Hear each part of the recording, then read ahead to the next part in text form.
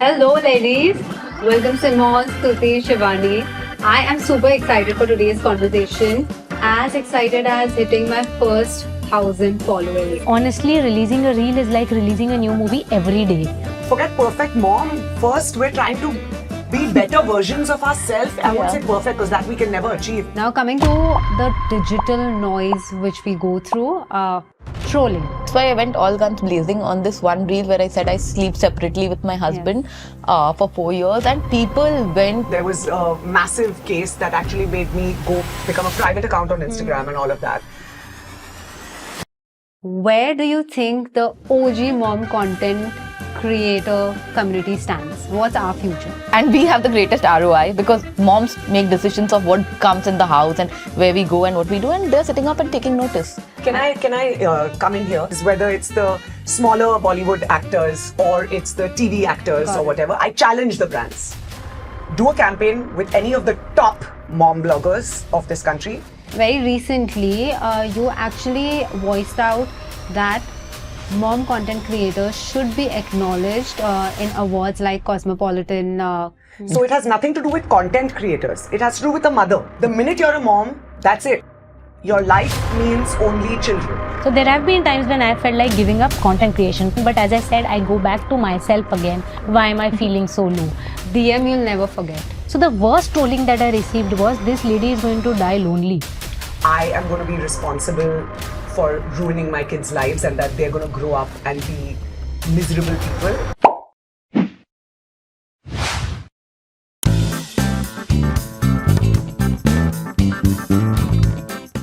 Hello, ladies. Welcome, Simone, Stuti, Shivani.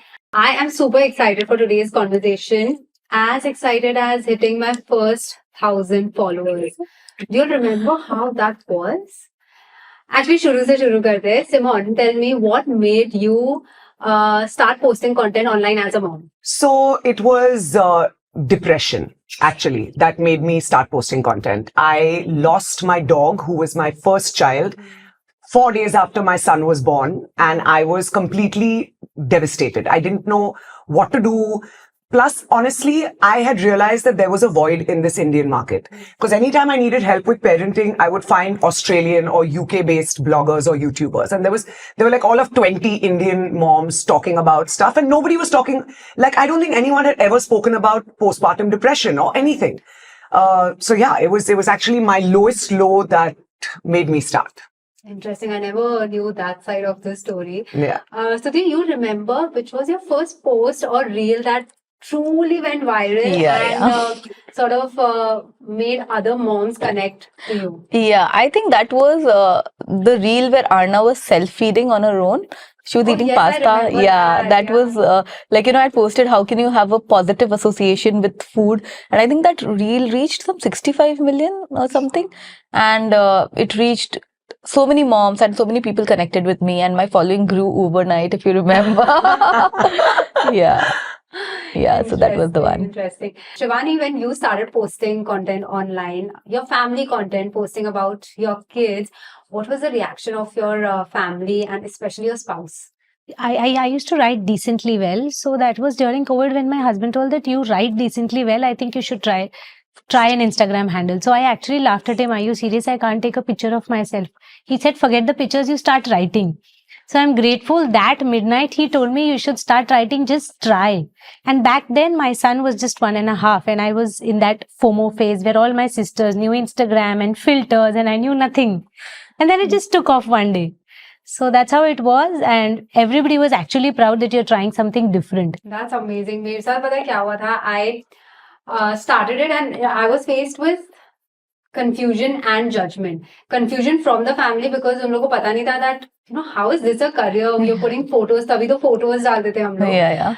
How is this going to get into a career? How are you going to make money? And friends were pretty judgmental because they knew what this was, and they almost went like, that Kareena Kapoor ka video which went viral, like influencer. Because it was like sort of a wannabe career that time. But we all have worked very hard to change that perception. But at the same time, there is a very fine line between sharing and oversharing. Stuti, do you think we tend to overshare Oh sometimes? God, yes, all the time. I think at one point in time, I had to show up every day and, like, tell that today I did this, I did that. If I would miss out, I would like, my audience doesn't know I'm doing this. And it was stressful for me. And at points when people came up and said, oh, you went there. And I was like, I shouldn't be sharing too much, that much. So I think maturity and motherhood has taught me that now you should be doing intentional sharing. So now I share, but my idea is to connect and not to like inform the audience. Yeah. Very nice. I like that term, intentional sharing. There is another term called share it, which means you're a parent and you are sharing your kids' life online, so you become a sharing. Someone tell me, have you ever wondered, am I a sharing? Am I oversharing my kids' life online? I've thought of it because certain people who shove the word sharenting in your face constantly make you feel guilty about it. But I feel like if you are kind of level-headed enough to understand that, if my child is throwing a tantrum or is saying something really deep and meaningful to him, am I going to share that on Instagram? No. That basic understanding of intentional sharing is always going to be there, right? And at the end of the day, Zahra, it's my child. Correct. I know what's best for my family. I know what's best in my comfort zone. So some people are afraid to share their children's school or whatever it is. I'm not. Like what? I mean, I can tell you which school every celebrity child goes to. Does that mean that they're in trouble? No. That's to each his own. Okay, completely. To me, sharenting is when your child is talking about their deepest, darkest fears and stuff like that. And then if we're going to go and put that onto Instagram, that is, in my opinion, a complete invasion of their privacy. To me, that is worse than disclosing what school they go to. So to each his own. I agree to that thought process. And our line of work is such that our kids are a part of our content. Even if they're not in the video, we have to draw inspiration from their journey, their life, and share it as a part of our content. How do you draw a line, Shivani, when it comes to sharing about your kids? So I'll be very specific. I used to share a lot. As my daughter is growing, I've reduced what I share about her, because when they were young, when they were 3, 4, 5, I took the liberty to put their pictures, but I also realized as they are growing, I need their consent. So since my daughter turned 8, I asked her, she said, I don't like you putting my pictures, ask me and take pictures. So I decided personally it's time for her to come to social media, and I don't want her friends to ask her, I saw this story about you, you did. So I stopped sharing her pictures completely. Everything that goes on social media about her is what I ask her. Can I post this? And then I post that. With regards to my son, he's really happy getting pictured, so I take those pictures. But I think even that is going down. But it's totally with the consent of my children and my husband. Can I come in here? Yeah. I completely agree with her. So when Zephyr was small, I would post anything, him crawling, him in some funny bunny costume for Easter. Today, if I had to do that, like, he would find a way to delete my Instagram account. So no, I definitely have to ask both my children. Now they're 5 and 7, but they're level-headed enough. In fact, the other day, I posted this video about my daughter kind of mastering the monkey bars and all of that, and it went super viral. She got very excited. I feel like my son started getting a little bit of FOMO. To a point where 2 days ago, my son did something in the swimming pool that he has not been able to do for the past 3 years. And he managed to achieve these laps solo by himself. He comes out of the pool, whispers in my ear and says, can you make a video of me how you made a video of Serena? That I didn't know how to do it. Yes. So, and there are times that he says, I will not shoot. And I have to, and all of us, I feel like we have to respect that, right? Absolutely, yeah. I just want to add a point here. So my daughter will tell me that, Mama, aap ye angle le lo, ye le lo. And I was so surprised and happy that many people who come up to me tell me, we've not seen your daughter yet. We've seen her from behind, but we've not seen her face. And there are so many strangers, if by chance they happen to recognize me, they tell me that we are glad that you're not posting your daughter's pictures. Because she's 11. She needs her level of privacy. So I thought I'm doing something right, because strangers are also resonating with me that children pictures beyond an age should not be going, open on the social media. आप लोग ने decide किया है कि till what age you all are going to keep kids part of your online journey, or y'all are just going to go with the flow? Depends on them actually. It completely depends on them. Yeah. We just have to go with the flow. Like now my kids are very clear. If I want them to shoot for a particular video, they need their payout. Their payout is either piggyback or a straight trip to Hamleys or one of the toy stores in the area. But they're very clear. This is what we will get. And if yes, then we will do it because it's our time. But that's amazing, right? They know that effort is equal to money, and 100%. sort of prepping up for the future. Yeah. Nothing comes free. Nothing comes free. Now, the next question is a bit tricky. If you all want to avoid answering it, I understand, because it comes from a very personal space. हम अपने happy moments तो share करते हैं, but we also tend to share our grief online. Stuti, you have shared about your dad. You have been vocal about your pet dog. You've also been vocal about your brother. But people judge us even in that. Yeah. They feel we are doing it for the views. What do you all have to say about that? So I will say that when my dad passed away, I think Instagram was my coping mechanism. I didn't know what to do at that point in time, and I would share general. It helped me get back into normal life. And when you are in grief and you don't know, at one point in time you just want to not cry and come out of it, I would scroll Instagram and I would reply to comments and all of that, and people judged me that, oh, you are doing this, you have no grief, I was like, let me, and I put up a post which said, let me grieve my way, this is my way of coping up. I tend to take things it takes time to settle in. The day after my dad died, I was talking to her that I was normal, I was talking, because my way of grieving is different. So please don't judge me, because that is how different people react differently. I have to bring something here that Chatori Rajni's son passed away recently, and she did this whole function where there were songs and balloons to honor her son's memory. He was, I think, 16 or something? Yeah. And she was judged brutally. People have different ways to cope. It is her son. Let her grieve her way. Yeah. So when my brother passed away, I used to post, there was no Instagram and all then. No, there was no Instagram. I used to post statuses on Facebook constantly, day in, day out, right on his page. Without, I think everybody here, at least whether the audience knows or doesn't, they'll know now that I don't care about what other people think. I really don't. Okay. I do what makes me happy. Maybe I was a fool posting every day on Facebook like that. Doesn't matter. It helped me. It helped me in my healing journey. Today, every time on my brother's death anniversary or birthday that I post something, I also think, I'm like, yaar, are people sick of hearing this story? But I'm like, no, you've got so many new followers.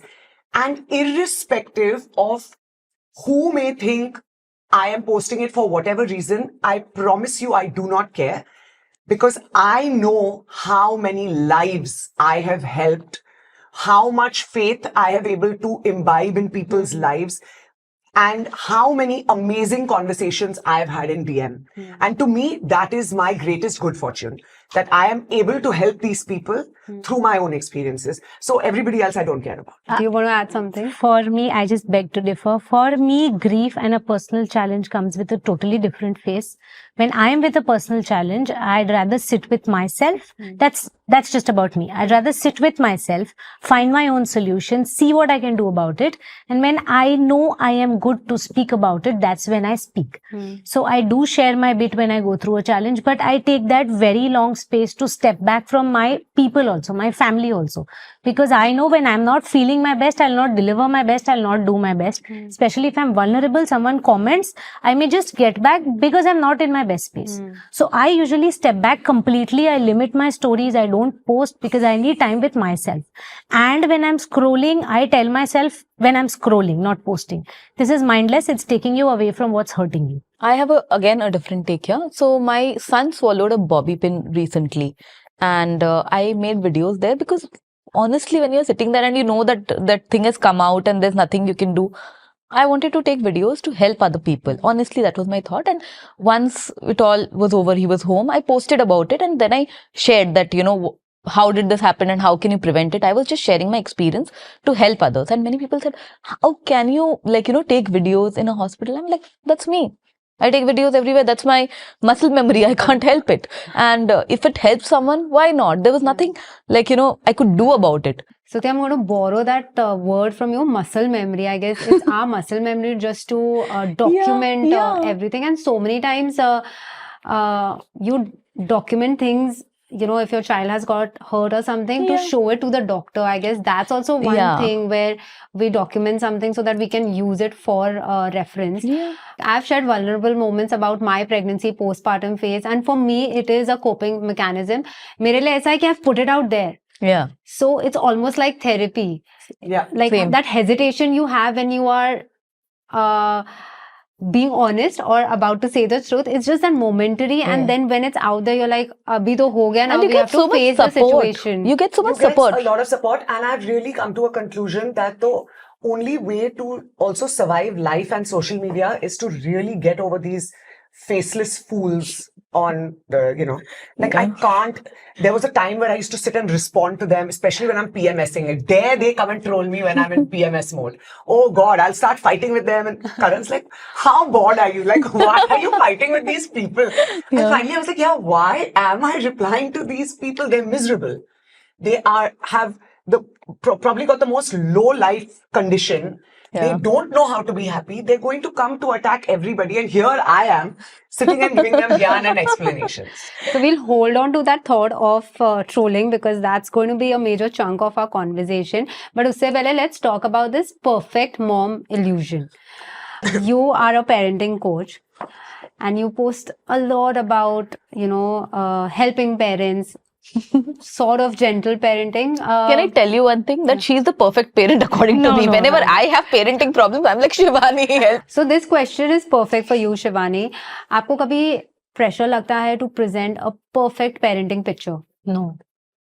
And I'll be very honest, it comes from a very personal space, which took me a lot of time. I started 3 years back. Around 1 year into the journey, I used to feel vulnerable. How can I tell that I'm feeling bad? I'm feeling uncalm, which is the word I use more often. But then I realized nobody is perfect. Nobody feels perfect all the time.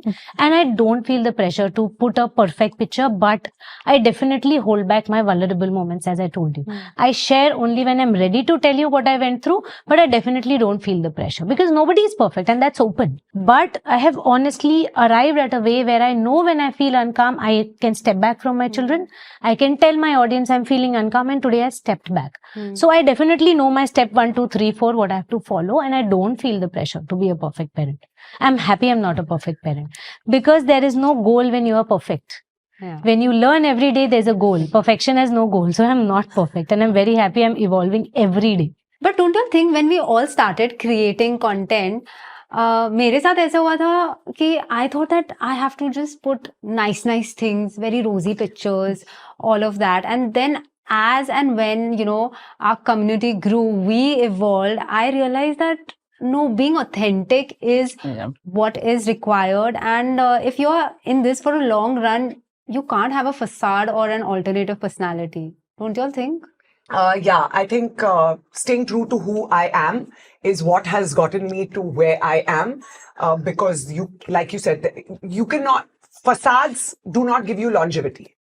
The only way to connect with your audience is to be true to who you are. I have to add something here.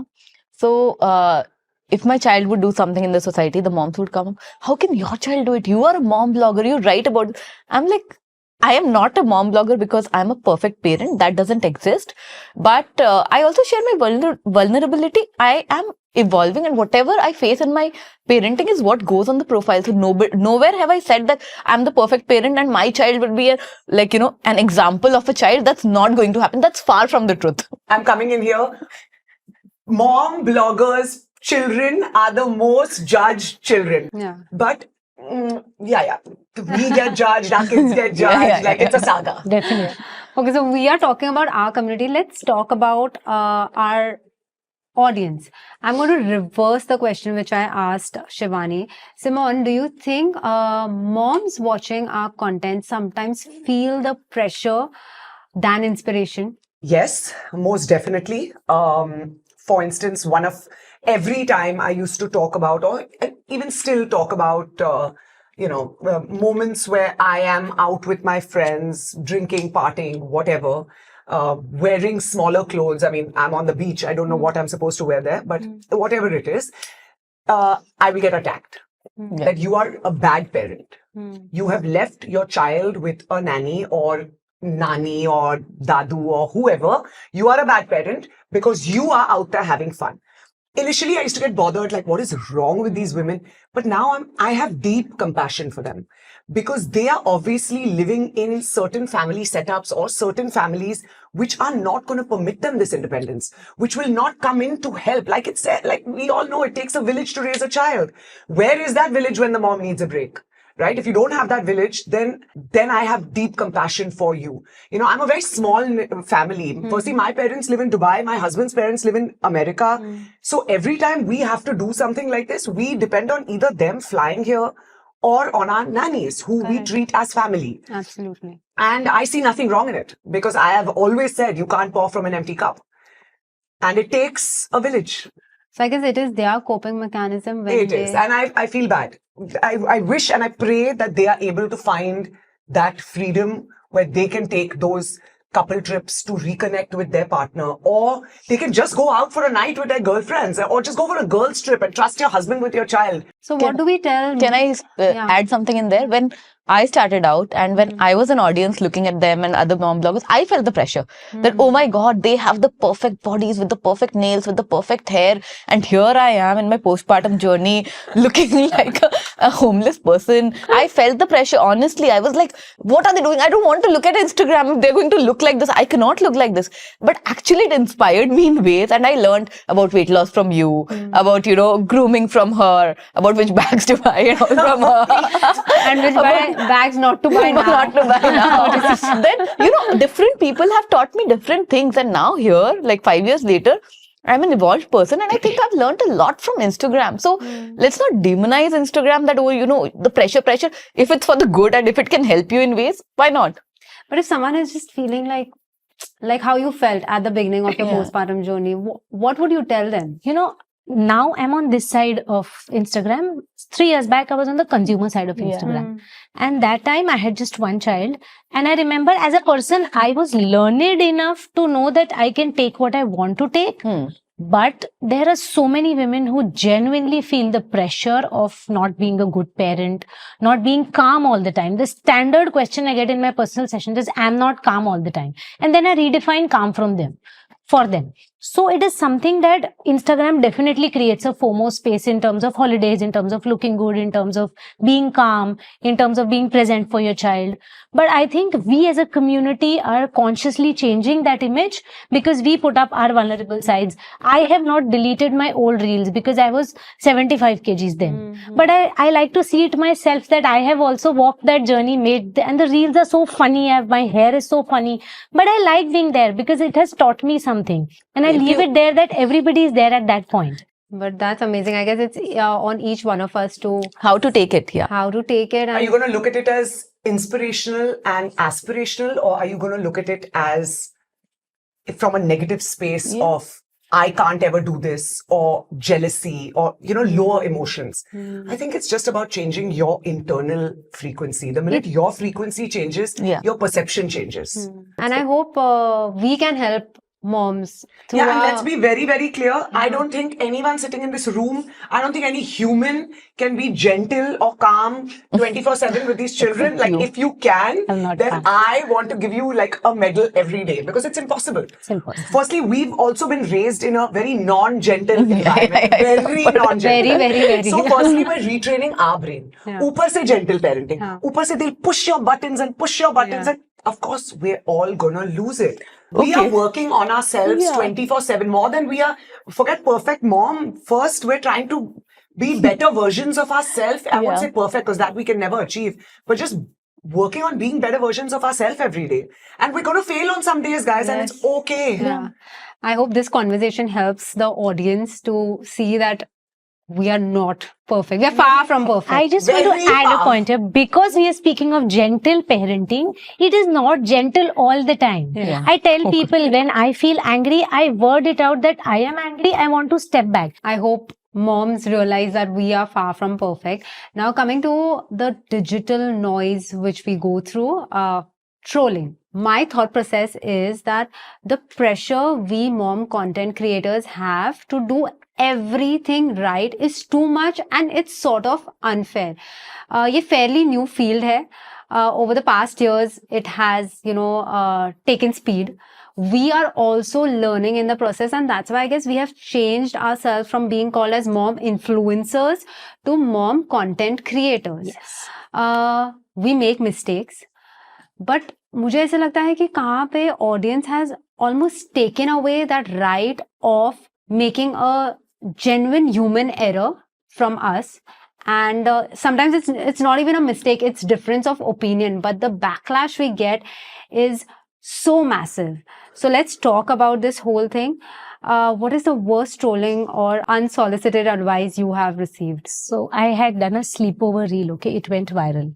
And so I was speaking about an 8 to 10-year-old child. Are you okay with sending your child for sleepovers? On a personal note, I am not okay for sleepovers. So the reel just meant 3-4 reasons, blah, blah, blah, why I am not okay for sleepovers, and I don't encourage sleepovers. What is your view? It was, from my end, the opinion was clear. I will not send my young, vulnerable child for sleepovers. It wasn't about a 16 or 18-year-old fairly responsible child. So the worst trolling that I received was, this lady is going to die lonely. She's the worst lady. She's depriving her children of the best experience in life. You'll die lonely. I'm sure you had a traumatic childhood. And I was wondering, really? Is this what you think of parents who are not sending their children for sleepovers, that they're going to die lonely? And trust me, my daughter is really happy. If you meet her, she's very happy. But then I was thinking, there's no sense, no rhyme or rhythm to anything, and there's no point replying to that. But there were so many comments like that you're the worst mother who can be, your children are going to curse you, they will leave you alone to live, they will leave you alone to die. And I was wondering, really? So over the years, you feel that you have developed a thick skin towards trolling? Oh, definitely. I think we all started out and then we were vulnerable. We would, react to comments, but now I just see it as engagement. Like when You said it out aloud. when someone trolls me, I know that my reel is going viral. So I'm okay. Kar lo, jo karna hai. Sometimes I add a negative comment there also ki kar lo ab. Wow, that was like brutally honest. That's hilarious. Yeah. But the worst part is our kids, our families are dragged into it. How do you prevent it from trickling it down or So reaching I've been your told kids? my son is going to grow up to be a rapist because I was wearing a bikini on the beach. Oh my God. And I was talking to him. So he was sitting on my lap. So my son is going to be a rapist because I'm showing him that I'm dressed like this. I've got comments like this. I cannot even express how many times. It's not like one comment, multiple. I have been told that I am a horrible wife. Because I went out with my girlfriends and we were dancing. So I was trying to attract other men's attention by dancing. But a few years ago, there was a massive case that actually made me go become a private account on Instagram and all of that. And my God, that was trauma. That was, I think that helped me develop. Because that was, I had not seen my parents for the first time in my life in 6 months. They were in Dubai. I was here. It was out of control, and it did affect me. I was still unaffected by that. I would have fought back, but my parents were affected. Because my parents were affected, I thought, what if something happens to them? That was my worry. I've not seen my dad in 6 months. He has a heart condition or whatever it may be. What if something happens?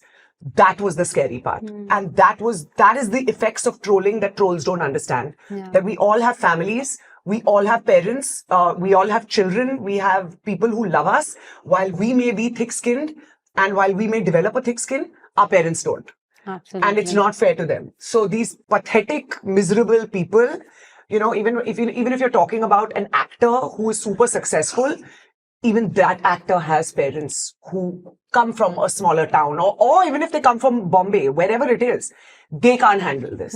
So think before you speak, instead of just blabbering from some random account. I wish I had a way to get to all of them. So we all have non-negotiables. Zyada karke, we avoid replying to the trolls, but we all have a threshold? Like if that boundary is crossed, you will reply to trolling and you will go in gun blazings. What is that for you all?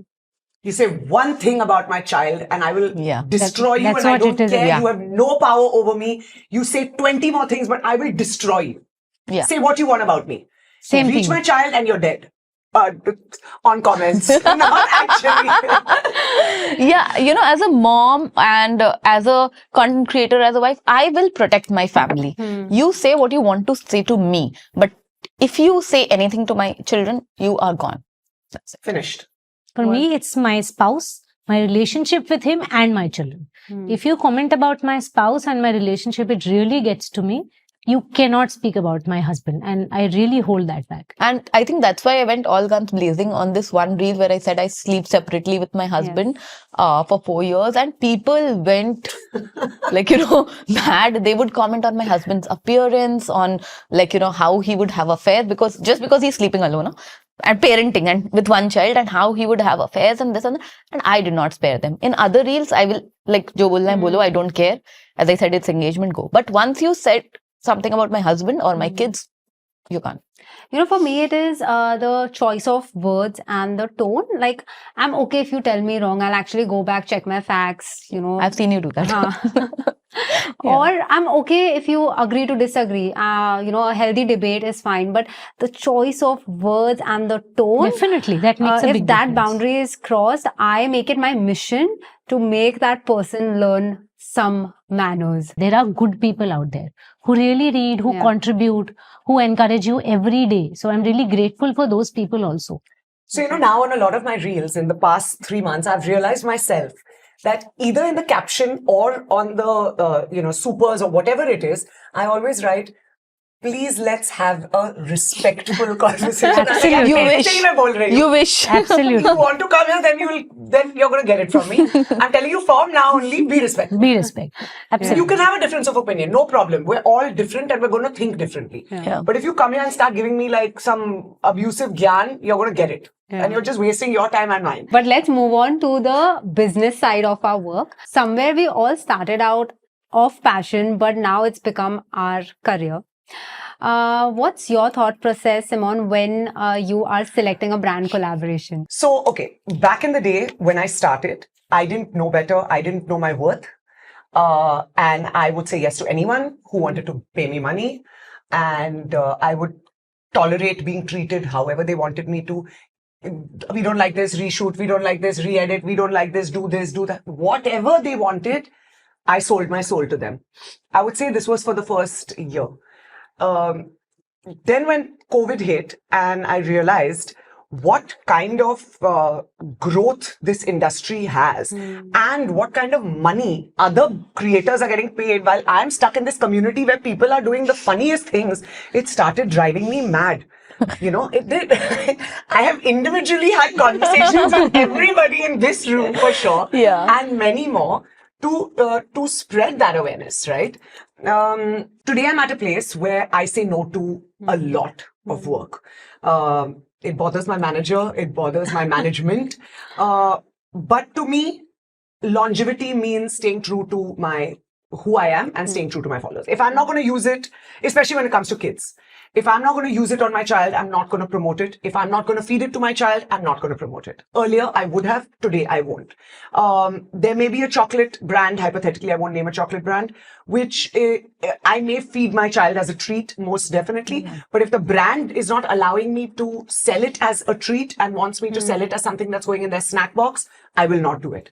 So I've set a lot of boundaries and a lot of limits. And I feel like that is what has led to my audience believing everything I say when it comes to a paid partnership. Stuti, sometimes do you feel your tone between staying true to your voice and meeting the brand expectations? My page is all about authenticity. So if a brand comes to me and something that, you know, they want me to say, firstly, it has to be a brand that I use. I have said no to more brands than I have said yes.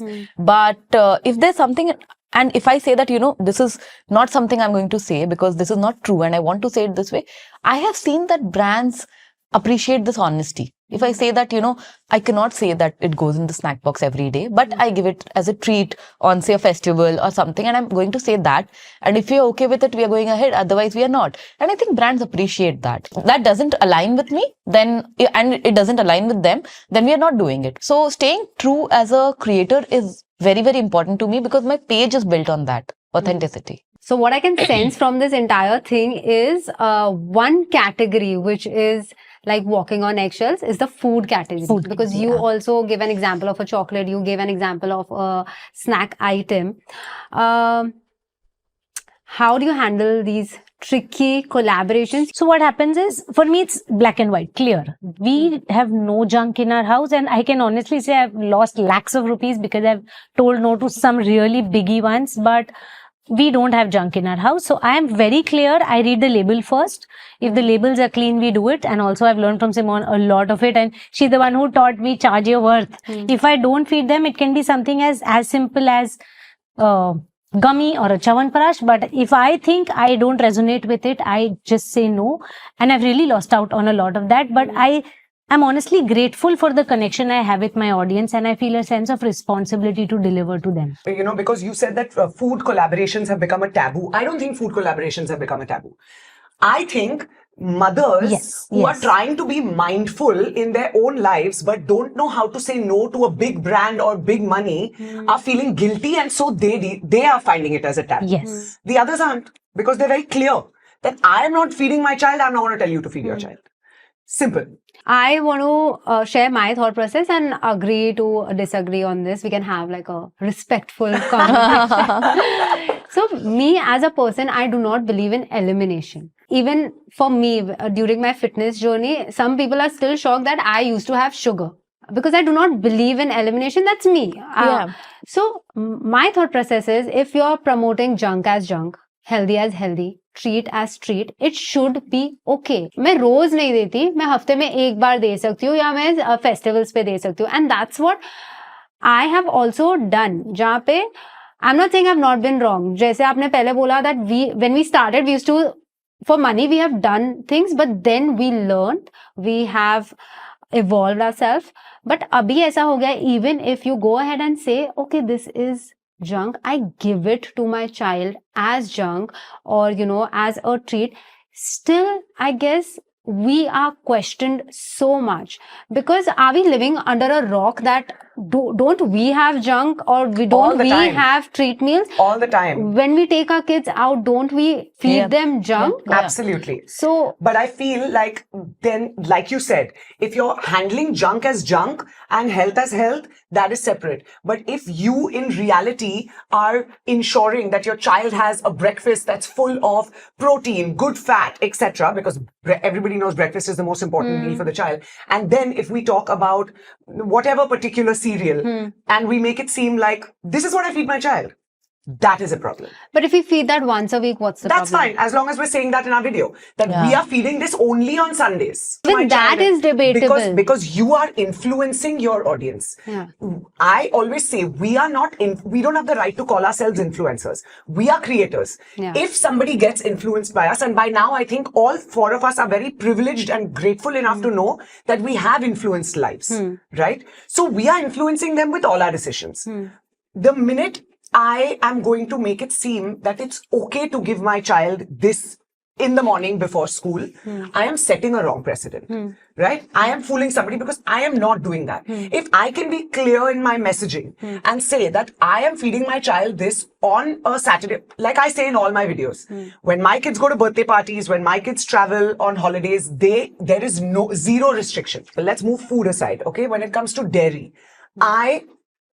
8 out of my 10 friends have not been able to get pregnant naturally. Okay? All the doctors link it to dairy. My pediatrician told me after 1 year, दूध नहीं अच्छा लगता है उसको, don't give. Best decision. Okay? But if you can find clean milk, if you can find clean paneer, clean cheese, please give it. Because dairy is a great source of many vitamins and minerals. But if you're going to find like bad milk, then that's not going to do justice to the child. But does that mean that I'm okay with promoting a brand when I know that your milk is horrible, to say the least? Absolutely not. I would never do that. So for me, packets are complete no, and I say no to packets. Because we cannot stop junk. Junk is all over and that's fine. But one piece of pizza and she knows she has to stop. Don't link mood with food. Happiness with food does Oh my not God. link. Amazing. I need that session with you. Yeah.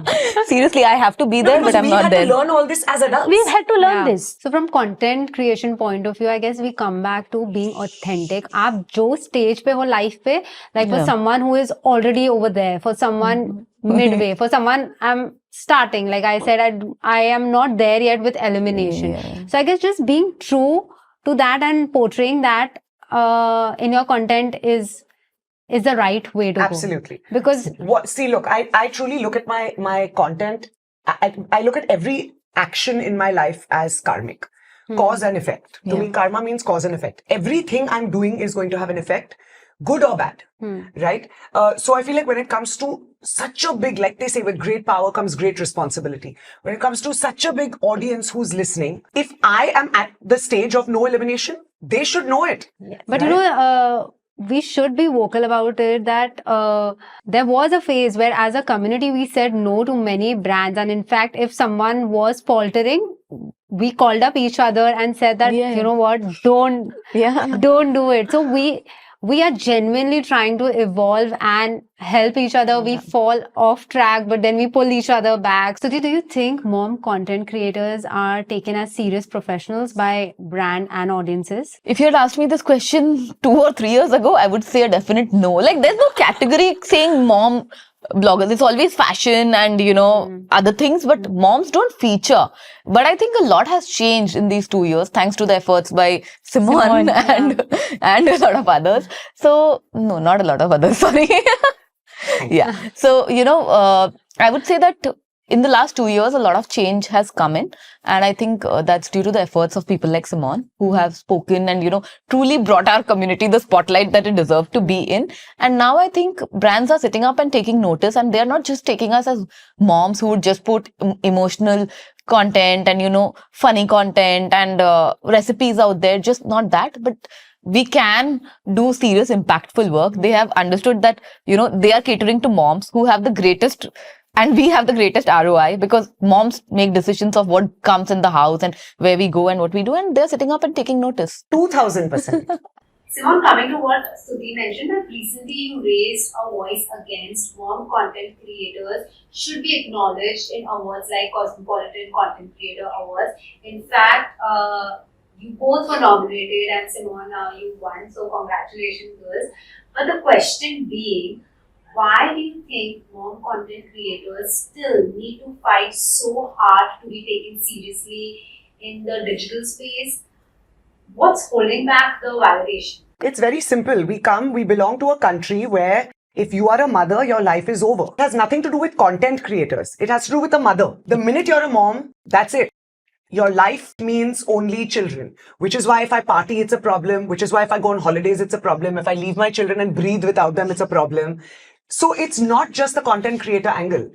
That's why on stage, even at Cosmo, I said this award is for every working mom, you know, and we get that, you know, a stay-at-home mom is also a working mom and, you know, but let's keep it real. We've also got enough stay-at-home moms who are sleeping till 1 o'clock in the afternoon. Good for them. They're not working. They're not cooking, cleaning, nothing. They're chilling. And that's their choice. They have the privilege or the ability to do that. So whoever, and there may be someone else who has to work because they need to pay bills. There may be somebody else who has to work because it's where they find their pleasure or their joy. Everyone is different, you know, but we've been put in a box. You are a mother. Your first and foremost responsibility is not you anymore. It is your child, you know, and that is the problem. And if you're working, you're selfish. Yeah. So that is the idea that, you know. Or you must be desperately in need of money, you know, because you can't do it because it just makes you happy. Shivani, I want to ask you that many things are changing in this field. First, it wasn't a very organized sector. Now things are getting organized. Things are also getting chaotic because it's getting overcrowded. Let's call this like as an organized chaos. Yes. Because of this, things are not easier. Have you ever had that thought that you want to give up content creation? Yes. That also happens because like everyone will agree, the reach is like up and down, crests and troughs every day. And honestly, releasing a reel is like releasing a new movie every day. Yeah. So you go through that Wow, stress really? every Yeah. day ki meri new movie release hui hai. And shooting part is just the 30 seconds of the shoot. The editing part and the caption part all together takes, whether I am doing it, my team is doing it, it takes 2 to 3 hours of hard work to release one reel. And when the reach is low, it really takes to you because we are trying to deliver hard researched content. For me, I read through all my literature books and I make it user friendly, layman friendly. And when it doesn't run, it really gets to my heart. So there have been times when I felt like giving up content creation. But as I said, I go back to myself again. Why am I feeling so low? Why am I waiting for validation that I'm doing good work? And then I keep continuing. So it happens. I do go through that. But yes, it happens. We were Definitely. talking about this before the podcast. Yes, Like, you know, yes. so many ups and downs. But I guess we just love our work so much that Yes. you Yeah. know. Because it gives us a space to express, a space to connect with people. Let's talk about the future of mom content creation. It's a very uncertain field. Social media in general is a very uncertain field. Have you ever thought, what if this doesn't work in the long run? How do you deal with this uncertainty? Content creation wasn't planned. It worked out for me. And I think I'm a born content creator. I am it. like that. I love it. Yeah. Like, even when I was not a content creator, I was a journalist. So that is also a type of content creation if you're in soft journalism, which I was. So I think something will work out. But when my children are growing up, I want to be around them. So something regarding children as and when the opportunity arises, I haven't given it a serious thought, honestly. Okay. I'm happy in the space where I am. We'll see when things evolve. Yeah. See, I'll just say one thing. AI and all this and all these AI creators and all. Yeah. An AI creator may be able to show you 20 different fashion looks better than anybody else and change the hair and makeup at the snap or with the press of a button. Yeah. But who is going to believe in AI mom? If she says, this is what I feed my child. Who is going to believe in AI mom when she says, this is the only cream I apply on my child and this is the reason why? Yeah. So I feel in this AI world, we mom bloggers who have always been looked down upon, oh, she's just a mom blogger. Oh, it used to boil my blood, you know. We are going to thrive and survive. We're good. Yeah. So we can sort of handle the AI world, courtesy what you said. But now a lot of celebrities are becoming moms and now they are entering the mom category. So इसमें क्या हो रहा है? Obviously, brands want to collaborate with celebrities because if they want to make like a proper ad with them, it's crores of rupees, but an Instagram reel is more commercially viable. Because of all this, where do you think the OG mom content creator community stands? What's our future? I'm scared to answer this, but I'm going to be honest as always. I challenge brands. And I don't mean, a category A, the biggest Bollywood celebrities. I'm leaving them aside. Okay, let's keep them out. But just the celebrities, whether it's the smaller Bollywood actors or it's the TV actors or whatever, I challenge the brands. Do a campaign with any of the top mom bloggers of this country. And please understand the definition of top mom blogger. Top mom blogger, you need to understand the difference in engagement and what is real and what is fake. Because we have enough of them also. We can do another podcast on that. I challenge you to see the ROI difference that you get from working with a top mom creator versus any of these other people. It's my challenge. Yeah. 100%. We have built an audience of parents. They have built an audience of fans. Those fans can be predominantly male and men. We have mothers following us. And it's my challenge to any brand. See where you'll get. Whether I may have 250,000 and somebody else may have a real 1 million or a fake 2 million, I don't know. But I challenge the brand with everybody sitting in this room. Because I consider these as some of the top mom creators of the country. It's a challenge. Do you all second that thought?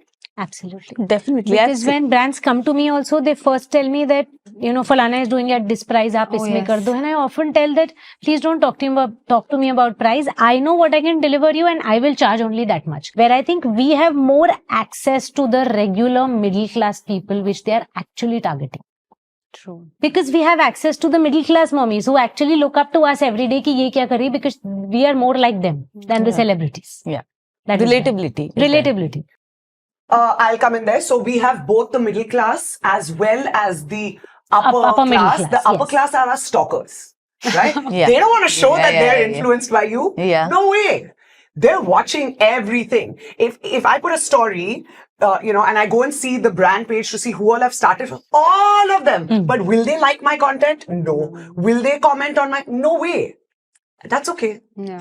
The brand is doing well. Now that's all I care about. Okay, before we wrap up the podcast, Shivani, I want to ask you, what do you think is today's audience really looking for from us? Okay, so I think the audience is very genuine, they are wise, and we cannot fool them. They hold their money really strong and they read very well. So we cannot think audience ko kuch bhi de denge chalta hai. Audience is wiser, they are more aware, they know there are so many people doing so much work, so they really filter out content and content creators well.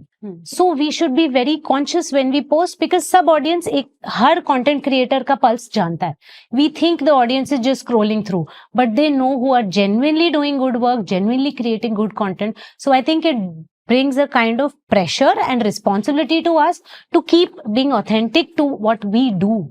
I couldn't agree more. And though the questions are over, the podcast is not over yet. We are moving on to a fun segment called Quick 10 with Zahra. I'll ask 10 questions and you'll have to answer rapidly.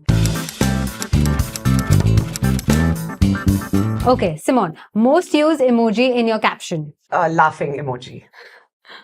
Last thing your kid did that made it to your stories. Skating. I think it was his first day on online skating, on inline skating. So yeah. Funniest reel idea that totally flopped. I was trying to be very funny with my son and his stories, and it totally flopped on me. It didn't work. DM you'll never forget. There are too many, but the DM I'll never forget is that I am going to be responsible for ruining my kids' lives and that they're going to grow up and be miserable people. And I took that personally because I was like, I'm now going to show you how my children are going to thrive more than anybody ever has. Stuti, for you, worst advice you got as a content creator? To buy views and likes. Yeah. A parenting product you genuinely love promoting? Little rituals. They're clean. Yeah. I love them. One app you can't live without? Instagram. That was What? easy. What's more stressful, shooting a brand reel or bedtime? Shooting a brand reel.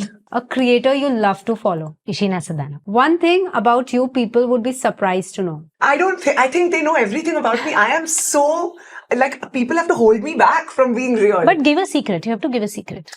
About me that... She can eat everything and still look like this. Okay, yes. I eat everything. I am really blessed with the greatest metabolism. I do work out, but not the way Zahra works out. Zahra is an absolute inspiration because now after 40, please let me tell you that I can't eat the way I was eating in my 30s. It's changed. What do your kids think you do for a living? They know that I'm a content creator very well. Yeah. And they know that what it entails and what is it. They want me to be like Simone auntie. I don't know why. What's the weirdest DM or brand brief you have ever received? So someone told me, your eyes look beautiful. What do you do? And I was like, seriously? You're asking me about my eyes? It really took me off because I'm not into makeup. And I was like, what do I reply to this comment? But while it was flattering, but I didn't know what to say. And it was a man. So I didn't know what to say. Oh, okay. That changes the That narrative. changes the... Okay, girls, with that, the podcast comes to an end. Thank you so much for taking out the time, coming here and sharing your opinion, thoughts. It was such a lovely conversation. Thank you. Thank you. Zahra. Thank you for having us. It was great. It was a pleasure. And I hope we as a community keep learning, evolving and posting honest and responsible content out there. Absolutely. Yeah. We Thank will. you. And that's it for this episode. Hope you all enjoyed this conversation and found it as relatable and heartwarming as I did. And if you did, do not forget to subscribe, leave a comment or share it with someone who might need a little bit of a parenting pep talk. Thank you for tuning in, and I'll see you next time with more real stories, laughs, and insights. Until then, take care and remember, you are doing great. Here is to surviving and thriving, one day, one episode at a time.